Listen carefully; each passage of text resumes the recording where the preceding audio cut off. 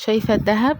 لا ده نحاس بس متشكل بالايد. النهاردة هنعمل خاتم بسيط وسهل بس شكله لايق على الملكات.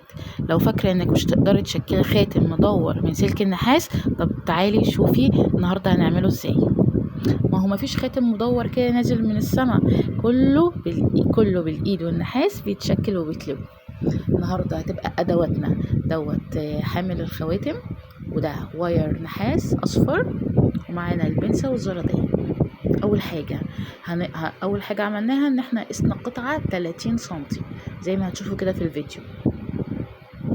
جبت الواير والمازورة عشان نقيس بيها 30 سنتي.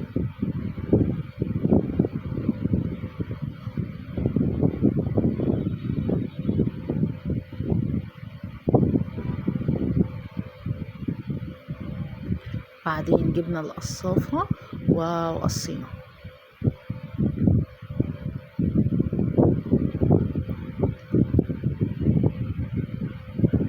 هنشيل بعد كده المازورة والقصافة، خلاص مش محتاجينهم، وهنجيب حامل الخواتم.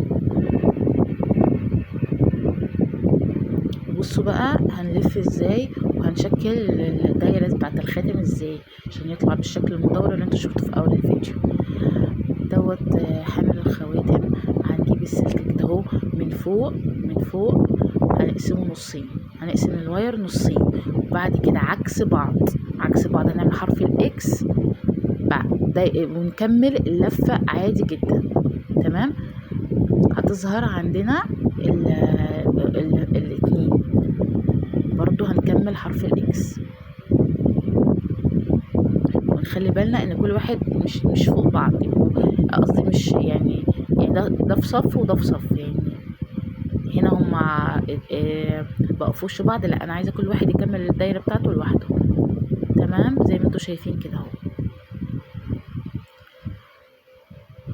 ده في اتجاه وده في اتجاه، في اتجاهين عكس بعض.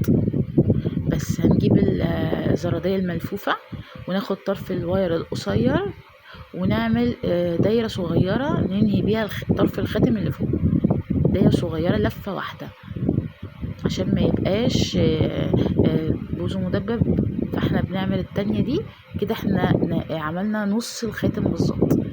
الجزء اللي هيبقى من تحت هيبقى عندنا الواير الطويل، الجزء الطويل اللي احنا لسه ما اشتغلناش فيه. كده هنشيل عمود الخواتم خلاص مش محتاجينه، وهنجيب الزرادية الملفوفة مش البنسة، الزرادية الملفوفة، وهناخد طرف النحاس طرف من قدام، وهنعمل سكرول صغيرة زي اللي عملناها.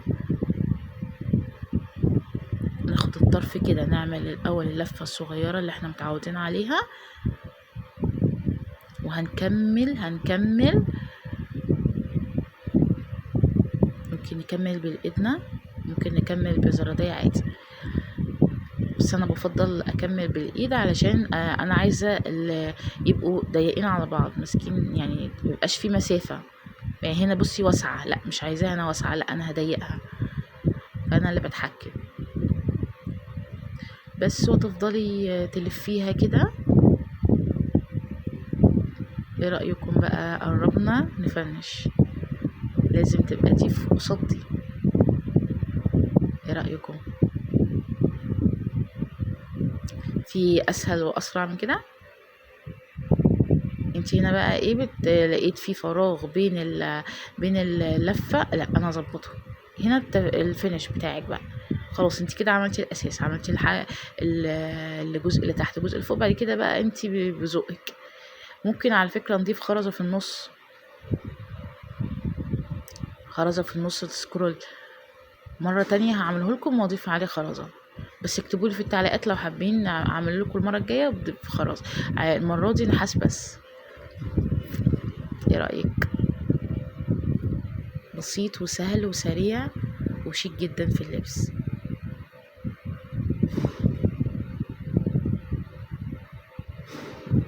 لو عجبكم اكتبوا لي في الكومنت، ولو حابين اعمل اشكال اكتر من الخواتم النحاس برضو عرفوني رايكم. ايه رايكم؟ شكله ايه؟ قولوا لي رايكم في التعليقات. ولو حابين اعمل معاكم سلسلة كورسات جديدة من الالف، من اول الادوات، الخامات، امشي معاكم خطوة بخطوة لحد ما تبقوا محترفين وتعملي البيزنس والمشروع بتاعك، انا معاكم. اكتبوا لي في الكومنت وانا هرد عليكم. ده شكله هو على عمود الخواتم، وده شكله هو في الايد. وده كان خاتم النهاردة. ده كان شكل الخاتم بعد ما خلص، بسيط وناعم بس ليه حضور. لو عجبتكم الفكرة اعملوا لايك واشتركوا عشان تشوفوا شغل اكتر من ايدي.